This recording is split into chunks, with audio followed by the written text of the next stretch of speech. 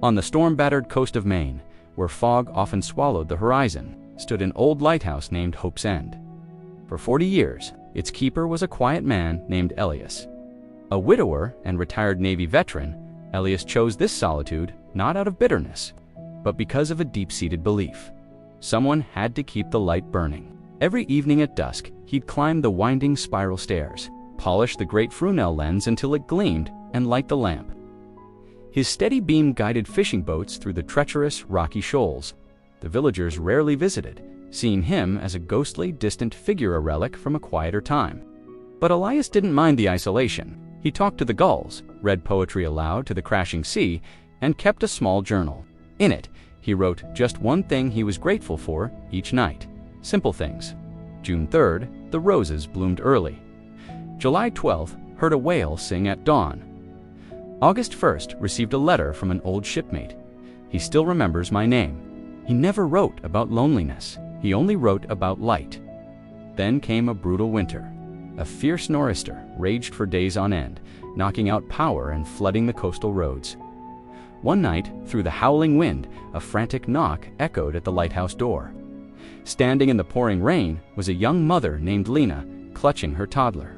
Her husband, a fisherman, was lost at sea, and her home was flooded. "I didn't know where else to go," she sobbed. "Everything's gone," without a word. Elias welcomed them in. He lit the old oil stove, wrapped the shivering child in warm wool blankets, and served them both bowls of thick, steaming chowder. That night, as the storm howled like a wounded beast outside, Lena whispered, "How do you stay so calm? Don't you ever feel hopeless out here, all alone?" Elias stirred his tea, a thoughtful look on his face. "Hope isn't something you find, child," he said softly. "It's something you do." He gently tapped his journal. "Every night, I make a choice to name one good thing, if it's just that the lamp still burns. That choice, it keeps the dark from winning." The next morning, the storm finally broke. Sunlight spilled across the waves in a dazzling display. Lena, exhausted but feeling a bit steadier, watched Elias climb the tower to tend the light. She noticed his journal on the small wooden table. She picked it up, opened it to a fresh page, and began her own entry. "Today, I'm grateful for dry socks and a stranger's kindness." Weeks turned into months. Lena found work at the harbor, but every Sunday, she returned to the lighthouse, bringing fresh muffins, stories from the village. And slowly, her smile. One day, she brought neighbors with her, a fisherman whose net had torn, a teenager struggling with school. Elias welcomed them all. His lighthouse slowly transformed from a beacon for ships into a quiet sanctuary for souls. When Elias fell ill at 82, the entire town gathered, not out of duty, but out of love. They took turns keeping the light burning for him. Lena's son, now a bright-eyed 6-year-old, placed a single daisy on Elias's windowsill each morning.